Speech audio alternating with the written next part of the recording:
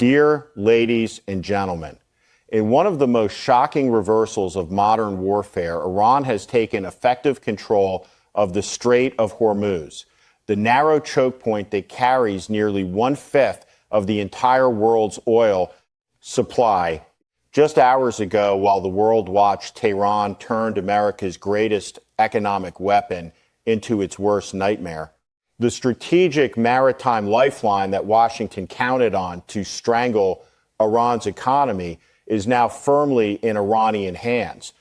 Tankers are stalled, global energy routes are paralyzed, and the carefully crafted U.S. plan to crush Iran through sanctions and military pressure has been crushed overnight.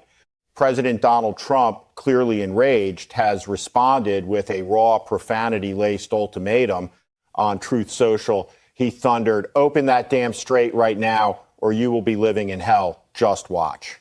He declared that Tuesday will be Power Plant Day and Bridge Day in Iran, an unprecedented spectacle of destruction if Tehran does not fully reopen the strait by his deadline. But Iran is not backing down. Iranian officials have rejected the threat outright, warning that any attack on their infrastructure will turn the entire region into a fireball. They insist the strait will only reopen when the damages from American and Israeli strikes are fully compensated and when long-standing sanctions are lifted. This is no ordinary standoff. While U.S. C-17 transport planes swarm across the Atlantic carrying thousands of troops from the elite 82nd Airborne Division, and rescue teams scrambled to locate the second airman from a downed F-15 Strike Eagle shot down over Iranian territory. The balance of power in the Middle East is shifting in real time. India, one of the world's largest oil importers, has already broken ranks. After 7 years of halting imports under U.S. pressure, New Delhi has quietly resumed buying Iranian crude, citing energy security and the absence of previous financial barriers. What we are witnessing is historic. A sanctioned regional power has weaponized the world's most critical energy artery against the superpower that once dictated the rules. America's strategy of maximum pressure is facing its greatest test yet. The question now is no longer whether Iran can survive, but whether Washington can afford the cost of forcing the strait open. This is the moment the post-Cold War order begins to crack. In the next 40 minutes, we will break down exactly how Iran seized control of Hormuz, the weapons and tactics that crushed America's plan, Trump's furious ultimatum and its dangerous implications, the unbreakable will of the Iranian people, and what this seismic shift means for the future of global power. Stay with us. If you want unfiltered analysis of modern warfare, hit that like button right now, subscribe, and drop your thoughts in the comments. Let's begin. Over the next 40 minutes, we're going to answer the four biggest questions shaking the world right now. First, how did Iran manage to take effective control of the Strait of Hormuz, turning the world's most vital energy choke point into their ultimate trump card? And what military tactics and weapons made America's air dominance suddenly look vulnerable? Second, what advanced weapons and homegrown technology allowed a heavily sanctioned nation to crush U.S. sanctions strategy overnight and shoot down a sophisticated American F-15 Strike Eagle deep inside Iranian territory? Third, how is Washington reacting as its carefully planned campaign collapses from the massive deployment of the 82nd Airborne Division and Marines to Secretary of Defense Pete Hegseth abruptly firing the Army Chief of Staff to President Trump's explosive ultimatum, threatening to turn Iranian power plants and bridges into rubble, will expose the real limits of American power in this crisis. And finally, what does this mean for the future of the world order? As Russia conducts nuclear-capable missile drills in Siberia, India resumes oil imports from Iran after 7 years, and Tehran demands compensation, full sanctions relief, and even the right to collect fees on ships passing through Hormuz. Are we witnessing the beginning of the end of America's unipolar dominance. This is not just another Middle East conflict. This is a historic turning point where a regional power is rewriting the rules of modern warfare using geography, willpower, and asymmetric weapons against the mightiest military on earth. If you want to understand how the balance of power is shifting in real time, stay until the end. We're diving deep into the military reality, the technology, the psychology of this fight, and the global consequences that will affect every one of us, from fuel prices at the pump to the future of international order. Hit like if you're ready for unfiltered analysis. Subscribe and turn on notifications so you never miss a critical update. Now, let's begin. In the last 72 hours, the situation in the Persian Gulf has escalated into one of the most dangerous military confrontations of the 21st century. Iran has effectively taken control of the Strait of Hormuz, not through a full naval occupation, but through a sophisticated strategy of denial and deterrence that has paralyzed one of the world's most critical energy arteries. Let's break down exactly what happened. First, the trigger. President Donald Trump issued a blunt 8-hour ultimatum. Iran must reopen the Strait of Hormuz or face devastating strikes on its power plants and bridges. In a fiery Truth Social post, he declared Tuesday would be Power Plant Day and Bridge Day in Iran, warning Tehran they would live in hell if they refused. The message was clear. Washington intended to force the strait open through overwhelming military pressure. Iran's response was immediate and defiant. Instead of yielding, Iranian forces intensified their operations. The Islamic Revolutionary Guard Corps, IRGC, launched multiple waves of what they call True Promise, 4 coordinated ballistic missile and drone attacks targeting U.S. and allied facilities across the region. Strikes hit American industrial sites in Abu Dhabi and Bahrain, Israeli weapons production plants, and key air bases. Most significantly, an American F-15E Strike Eagle was shot down over Iranian territory, the first confirmed loss of a U.S. frontline fighter in this conflict.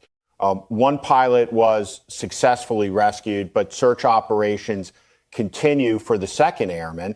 Black Hawk helicopters, C-130 aircraft, and reconnaissance drones have been spotted conducting low-level searches in mountainous areas, a high-risk mission that highlights just how fragile the situation has become. Meanwhile, the United States has responded with one of the largest airlifts since the conflict began. Monitoring groups captured footage of dozens of C-17 Globemaster transport planes escorted by KC-135 refueling tankers crossing the Atlantic toward the Middle East. According to reports, at least 1,000 troops from the elite 82nd Airborne Division, America's premier rapid response paratrooper force, along with 5,000 Marines, and thousands of sailors have been rushed into the region. The 82nd Airborne is no ordinary unit. Nicknamed All-American, it specializes in forced entry operations, night parachute, drops into hostile territory to seize airfields and strategic positions. Their deployment suggests Washington may be preparing for more aggressive options, possibly including island seizures or ground operations to secure key oil export points. However, this massive reinforcement has raised serious questions. Some analysts suggest the U.S. proposal for a 8-hour ceasefire was not genuine diplomacy, but rather a tactical pause to reposition forces and choose landing zones. Iran has already warned that any American soldiers attempting to land on its soil or nearby islands will be met with devastating bombs, even if it means striking within their own territory. The military balance at sea is equally tense. By maintaining a credible threat against commercial shipping through mines, anti-ship missiles, and fast attack boats, Iran has achieved de facto control over the Strait of Hormuz. Nearly 20% of global oil passes through this narrow 2-1 mile wide choke point. Even temporary disruption sends shockwaves through energy markets worldwide. So far, America's strategy of using superior air power and sanctions to force compliance has not worked as planned. The shootdown of the F-15 demonstrates that Iranian air defenses, despite years of sanctions, remain capable of surprising even the most advanced U.S. aircraft. The rapid deployment of U.S. troops shows urgency, but also reveals the growing difficulty Washington faces in translating military superiority into political victory. This is the new reality of 21st century warfare, geography, asymmetric tactics, and the willingness to absorb pain can sometimes outweigh technological edge. The military events of the past few days have already changed the battlefield. Iran holds the Strait. America is rushing forces forward. And the clock is ticking toward Trump's deadline. The question now is not just who controls Hormuz, but at what cost. While the world focuses on Trump's angry ultimatum and the massive American troop deployment, the real story behind Iran's ability to take effective control of the Strait of Hormuz lies in its asymmetric weapons arsenal and remarkable self-reliance under decades of sanctions. Iran has turned technological isolation into a strategic advantage. Let's examine the key systems that allowed a heavily sanctioned nation to shoot down a U.S. F-15E, Strike Eagle, and launch devastating retaliatory strikes across the Gulf. First, the headline event, the downing of the American F-15E. According to multiple reports, Iran used its third Cordad mobile medium-range surface-to-air missile system. This indigenous system, developed under the Islamic Revolutionary Guard Corps, is highly mobile and designed to operate in contested environments. Experts also suggest passive infrared detection played a critical role, allowing Iranian defenses to track and engage the F-15 without emitting radar signals that advanced U.S. Electronic warfare systems are built to detect and jam. This single shootdown was more than a tactical loss. It shattered the narrative that years of U.S. and Israeli strikes had completely neutralized Iranian air defenses. Fixed long-range sights may have been degraded, but Iran's dispersed, truck-mounted, and concealable systems remained operational, proving the resilience of its decentralized defense doctrine. Now let's look at Iran's offensive firepower, the backbone of Operation True Promise. For in wave after wave, the IRGC has unleashed a mix of ballistic missiles and drones, FATA series, including FATA, two hypersonic capable missiles with maneuverable reentry vehicles.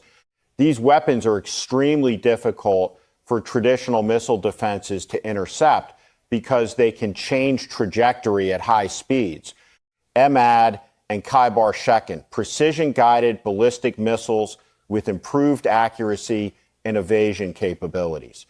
The Khyber Shekin in particular features enhanced maneuverability designed to defeat systems like Israel's Arrow and America's Patriot.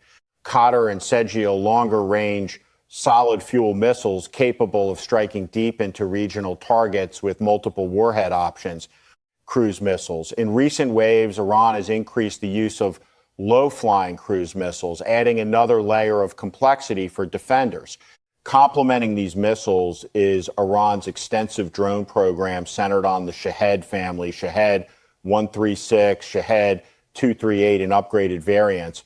Iran has mastered the art of swarm tactics by launching dozens or even hundreds of low-cost one-way attack drones alongside missiles. Tehran forces expensive air defense systems to expend high-value interceptors on cheap targets. This cost imposition strategy drains enemy resources while saturating radar screens and overwhelming command systems. Lessons learned from conflicts in Ukraine and Red Sea operations have clearly been applied here. What makes Iran's arsenal particularly dangerous is its self-reliance. Decades of sanctions forced Iranian engineers to develop indigenous production lines. Many components once imported are now manufactured domestically. Launch sites are widely dispersed and often hidden in mountainous terrain or underground facilities, making them extremely hard to eliminate completely. This asymmetric approach perfectly suits control of the Strait of Hormuz. Iran doesn't need to match the U.S. Navy ship for ship. Instead, it uses anti-ship missiles, fast attack boats, naval mines, and coastal defense systems to create a credible threat against commercial shipping. Even the fear of disruption is enough to reroute tankers, spike global oil prices, and put enormous economic pressure on Washington and its allies. Compare this to America's technological edge. The F-15E is one of the most advanced strike fighters in the world, equipped with sophisticated sensors and electronic warfare suites. Yet it was still vulnerable when operating within range of Iran's layered defenses. The U.S. relies heavily on expensive high-tech platforms and network systems. Iran, by contrast, bets on quantity dispersion, deception, and low-cost mass. This is classic asymmetric warfare in the 21st century, the weak use geography and ingenuity to neutralize the strong's advantages. The implications are profound. Pentagon officials, including Secretary of Defense Pete Hegseth, were reportedly stunned by the scale and effectiveness of Iran's retaliation. What was expected to be symbolic responses turned into sustained, coordinated campaigns that hit U.S. linked facilities in the UAE, Bahrain, and beyond, including oil and petrochemical infrastructure. Iran's weapons and technology have allowed it to seize the initiative in the Strait of Hormuz and turn America's maximum pressure campaign into a high-stakes gamble with uncertain outcomes. The era of unchallenged technological dominance is being challenged not by matching the opponent's strength, but by outsmarting it. We'll continue with America's response right after this. As Iran tightens its grip on the Strait of Hormuz and its missiles continue to strike across the region, the United States finds itself in an increasingly difficult position. What was supposed to be a controlled campaign of maximum pressure has rapidly turned into a high-stakes confrontation where Washington's plans are being seriously challenged. Let's examine how America is reacting on multiple fronts. Militarily, the response has been swift but revealing in one of the largest airlifts in recent years. Dozens of C-17 Globemaster III transport aircraft supported by KC, 135 Stratotankers have crossed the Atlantic carrying reinforcements to the Middle East. Reports confirm that at least 1,000 soldiers from the elite 82nd Airborne Division have already arrived alongside approximately 5,000 Marines and thousands of additional naval personnel. The deployment of the 82nd Airborne, America's premier rapid response paratrooper force, capable of seizing airfields and conducting forced entry operations within 18 hours, signals that Washington is preparing for more aggressive options.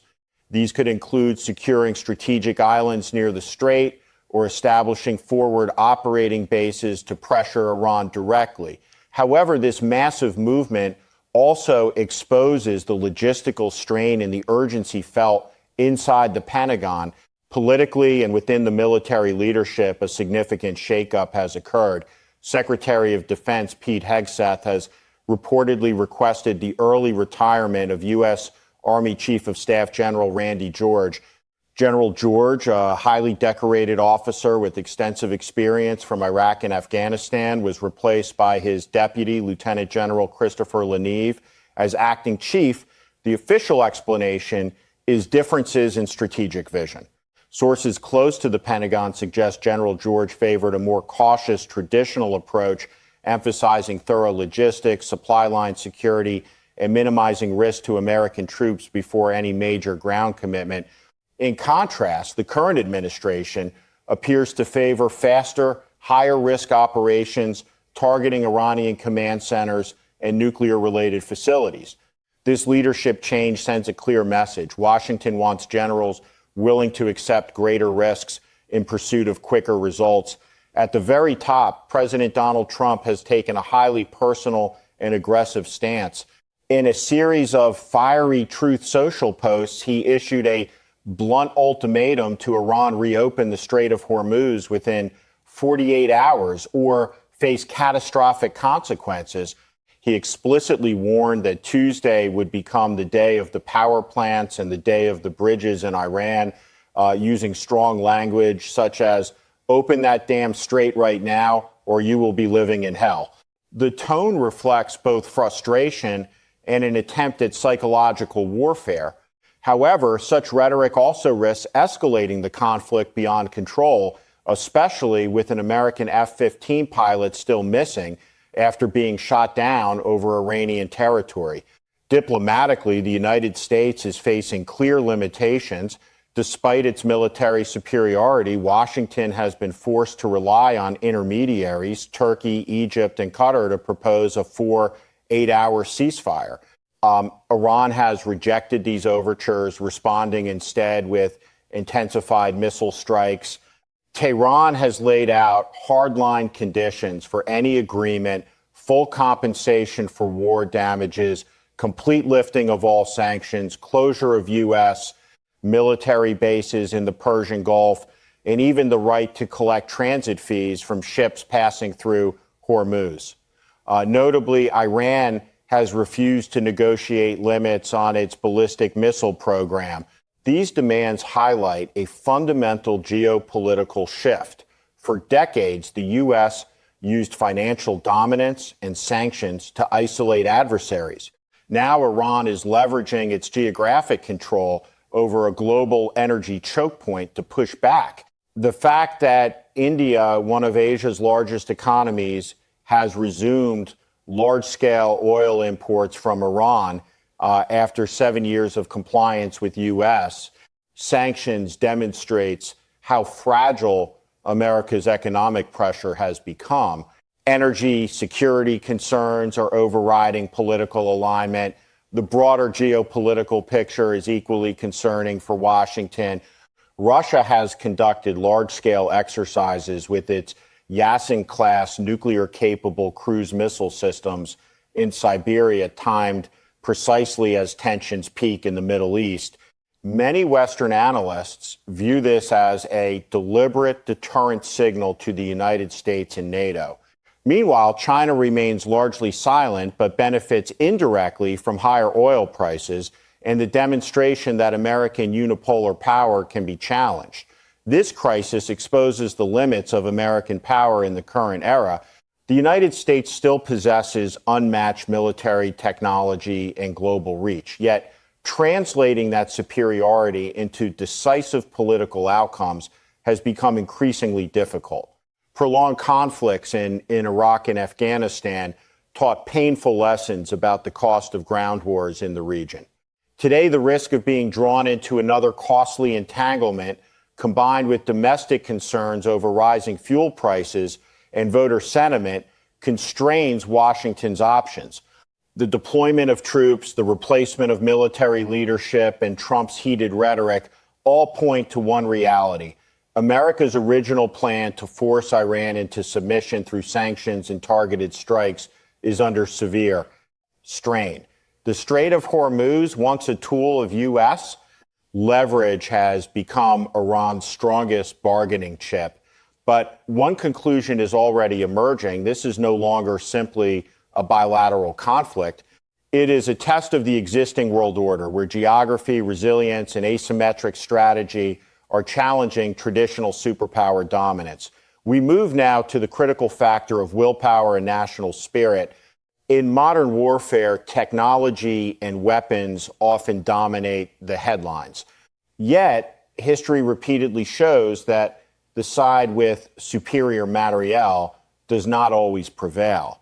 In the current crisis over the Strait of Hormuz, Iran's ability to take effective control and withstand American pressure rests heavily on an intangible but decisive element: the unbreakable will and national spirit of the Iranian people. Iran has been under intense sanctions for more than 4 decades. Its economy has been repeatedly targeted, its scientific community isolated, and its military subjected to constant threats. Many analysts in Washington expected Tehran to eventually buckle under the weight of maximum pressure. Instead, Iran has demonstrated a level of resilience that has surprised even seasoned Pentagon officials. At the heart of this resilience lies a deep sense of national pride and historical memory. Iranians view the current confrontation not merely as a dispute over oil routes or sanctions, but as a continuation of a centuries-old struggle to preserve sovereignty against foreign domination. Whether recalling the 1953 coup, the 1979 Islamic Revolution, or the brutal 8-year war with Iraq in the 1980s, when Iran fought almost alone against a Western-backed Saddam Hussein, the narrative of resistance is deeply embedded in the national psyche. This spirit is clearly reflected in the statements of Iranian leaders and military commanders. When President Trump threatened to turn Iranian power plants and bridges into rubble, the response was swift and uncompromising. IRGC spokesperson Ibrahim Janfakhari declared that the war would continue until the Americans taste eternal shame, humiliation, and regret and are forced to surrender.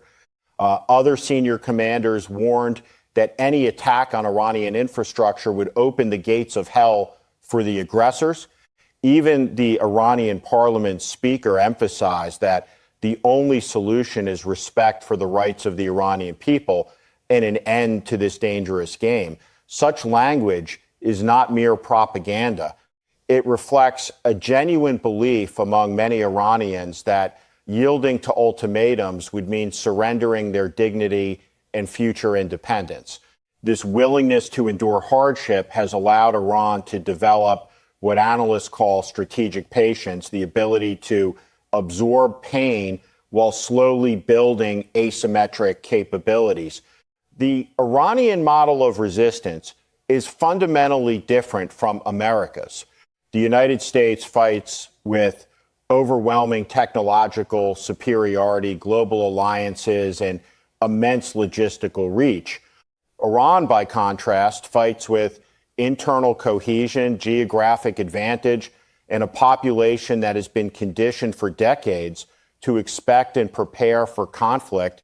Years of sanctions have forced ordinary Iranians to adapt, developing parallel economies, unofficial oil export networks, and a culture of self-reliance that reduces vulnerability to external pressure. This national will manifest most visibly in the Islamic Revolutionary Guard Corps. The IRGC is not just a military force, it is an ideological institution deeply intertwined with the revolution's values. Its members are trained to see themselves as defenders of both faith and nation. This ideological commitment translates into high morale and a readiness to accept sacrifices that many professional armies might find difficult to sustain in a prolonged conflict. Moreover, Iran has turned its very isolation into a source of strength. Being cut off from Western technology pushed Iranian engineers and scientists to innovate under constraints.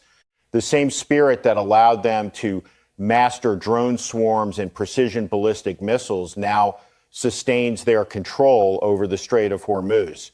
Every successful missile launch or every day the Strait remains under Iranian influence reinforces the narrative that resistance works, that a determined nation can challenge a superpower. Compare this to the domestic pressures facing the United States. While Iran rallies around a unifying story of resistance, America must contend with internal divisions. Rising fuel prices caused by Hormuz disruptions directly affect American consumers and can quickly erode public support for military adventures abroad, especially in an election-sensitive period. Military families worry about another prolonged conflict in the Middle East. Veterans remember the human and financial costs of Iraq and Afghanistan. These factors create natural limits on how far Washington can push without risking serious domestic backlash. Iran's leaders understand this asymmetry perfectly.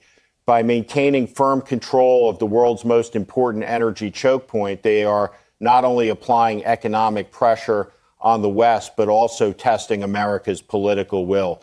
Every additional week of disruption increases the cost for Washington, both financially and politically, while Iran has already prepared its population for hardship. This is the true power of national spirit. It allows a country to fight beyond what pure calculations of military balance would suggest is rational. It transforms potential weakness into strategic endurance. In the current crisis, Iran has shown it is prepared to absorb strikes on its territory, endure further sanctions, and even risk direct confrontation, all in defense of what it sees as core national interests. Of course, willpower alone cannot guarantee victory. It must be paired with capable weapons, smart strategy, and favorable geography elements. Iran has also developed. But without this deep reservoir of determination and collective resolve, Iran could not have seized and held the initiative in the Strait of Hormuz against the combined pressure of the United States and its allies. How this confrontation is accelerating the shift toward a multipolar world and challenging long-held assumptions about American dominance. But before we move there, one truth stands out clearly in the 21st century. Wars are not won by technology alone.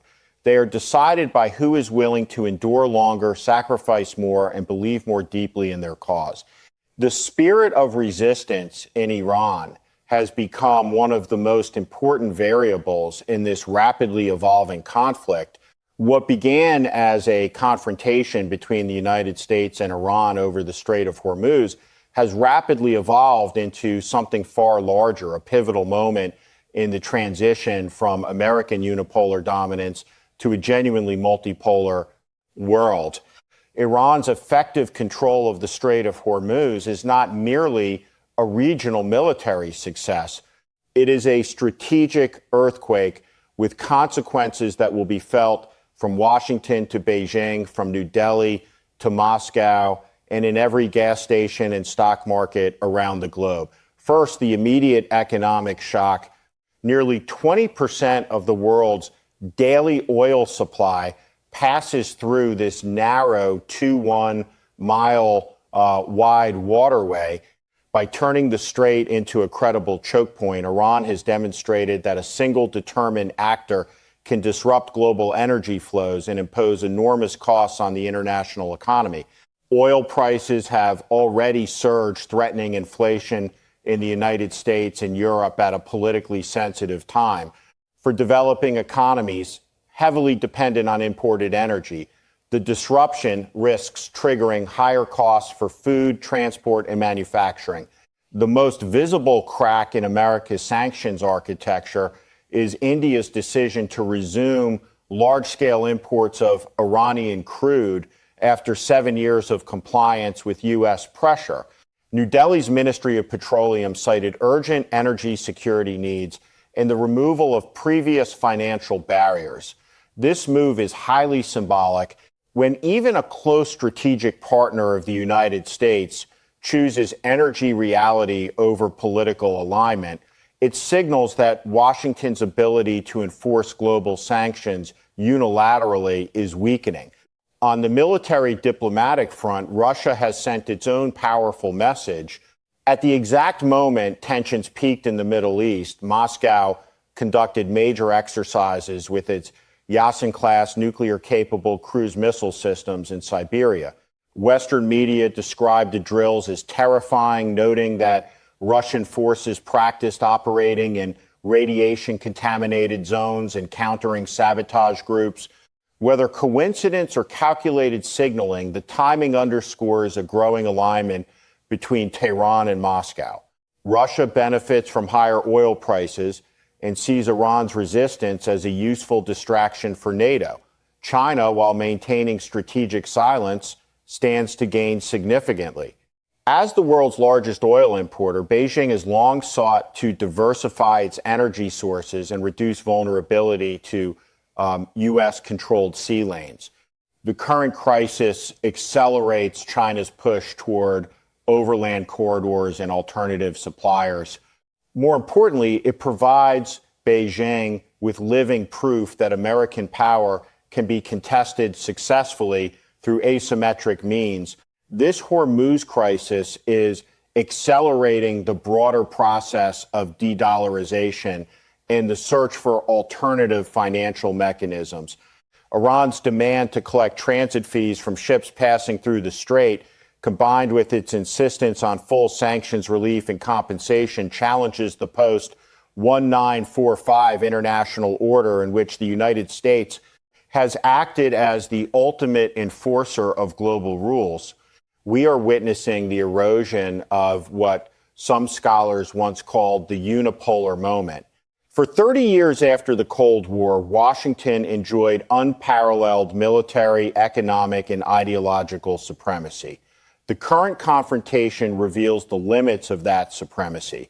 Despite possessing the world's most advanced military technology, the United States is struggling to translate that power into decisive political outcomes against a determined regional actor backed by geography and national will. The replacement of U.S. Army Chief of Staff General Randy George with a more risk-tolerant leadership, the frantic deployment of the 82nd Airborne Division, and President Trump's increasingly emotional ultimatums all point to the same underlying reality. America is discovering that it can no longer dictate terms as easily as it once did. Meanwhile, the global South is watching carefully. Many nations see Iran's defiance not as reckless aggression, but as a bold stand against what they perceive as selective application of international law and economic coercion. If Iran succeeds in forcing concessions, whether through compensation, sanctions relief, or new security arrangements in the Gulf, it will set a precedent that other countries may seek to emulate in the future. The crisis also highlights the growing importance of middle powers and regional actors. Iran, with its missile program, drone technology, and control of Hormuz, has shown that a nation of 90 million people, even under heavy sanctions, can project influence far beyond its borders. This challenges the traditional hierarchy that placed the United States and its closest allies at the undisputed top. Looking ahead, several long-term shifts appear likely. Energy security will become even more central to national strategy. Countries will accelerate efforts to diversify suppliers, build strategic reserves, and develop alternative routes. Alliances will become more fluid and transactional. Nations will increasingly prioritize their own economic and security interests over ideological loyalty to any single superpower. The role of geography and choke points will regain prominence in strategic thinking. Control of critical maritime passages, Hormuz, Malacca, Bab el-Mandeb, the Panama Canal, will be recognized as leverage equal to or sometimes greater than traditional military power. Multipolar institutions such as BRICS will gain momentum as platforms for countries seeking alternatives to Western-dominated systems. In this new landscape, the United States must confront an uncomfortable truth. Maintaining global primacy requires not only military strength, but also economic credibility, diplomatic flexibility, and the ability to offer genuine incentives rather than endless punishment. The current Hormuz crisis suggests Washington still has work to do in adapting to this reality. Iran, for its part, has written a new chapter in the playbook of asymmetric resistance. By combining advanced indigenous weapons, geographic advantage, and national willpower, it has forced the world's sole superpower into a difficult strategic dilemma.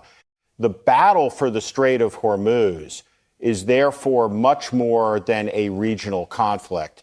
It is a stress test for the emerging multipolar order, one that is exposing the cracks in the old unipolar system and accelerating the redistribution of global power. As the clock ticks toward President Trump's declared deadline, the world is watching to see whether this confrontation ends in negotiated compromise or dangerous escalation. Whatever the immediate outcome, the deeper transformation is already underway. The era in which one nation could unilaterally control the flow of global energy and dictate terms to the rest of the world is fading. In its place, a more complex, contested, and multipolar world is taking shape, and the events unfolding in the Strait of Hormuz are helping to write its opening chapters. Thank you for staying with us through this deep analysis.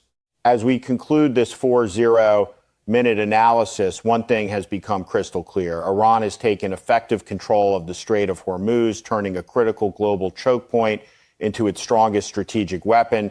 In doing so, it has delivered a serious blow to America's longstanding plan of maximum pressure. President Trump's furious ultimatum, threatening to turn Iranian power plants and bridges into rubble, now hangs over a rapidly changing battlefield where U.S. military superiority is being tested by geography, technology, and unbreakable national will. From the shootdown of the F-15 Strike Eagle, the massive deployment of the 82nd Airborne Division, the surprise dismissal of America's Army Chief of Staff, to Iran's relentless True Promise operations, this conflict exposed the limits of unipolar power in the 21st century. We are witnessing not just a regional crisis, but the acceleration of a historic shift toward a multipolar world. Nations like India are already prioritizing energy security over sanctions compliance. Russia is sending clear deterrent signals. China is quietly repositioning. And the global South is watching closely as the old rules of international order are being challenged. The coming days will be decisive. Will President Trump follow through on his threats when Tuesday arrives? Will Washington accept a negotiated compromise, or will it double down and risk a wider war? And most importantly, how long can Iran maintain its grip on Hormuz while world's energy markets tremble? Whatever the immediate outcome, the events of these past weeks have already rewritten the strategic playbook. Control of critical geography, asymmetric warfare capabilities, and the power of national spirit have proven once again that they can counterbalance traditional military and economic dominance. If you found this deep analysis valuable, please support the channel by hitting the like button right now. It really helps us continue producing high-quality, unfiltered content on modern warfare and geopolitics. Subscribe and turn on the notification bell so you never miss our next update as this crisis develops. Drop your thoughts in the comments below. Do you believe Trump will carry out his ultimatum? How long can Iran hold the Strait of Hormuz? Is this the beginning of the end of American unipolar dominance? We read every comment and will feature the best ones in our next video. Thank you for spending nearly 40 minutes with us. Your time and attention mean everything. Stay informed. Stay objective. This is Trump Power Watch. We'll see you in the next one.